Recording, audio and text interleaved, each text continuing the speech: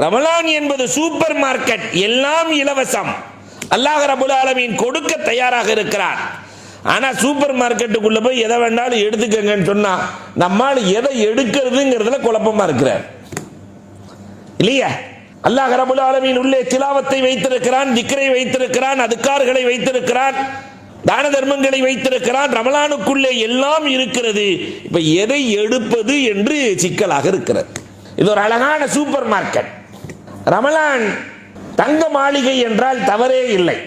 ஒரு தங்க மாளிகையிலே நீங்க எதை வேணாலும் ஃப்ரீயா இன்னைக்கு எடுத்துட்டு போகலாம் அப்படின்னு சொல்லிட்டா நம்மால் ஒரு ஆள் பள்ளிவாசல்ல உட்காந்துருக்குமா?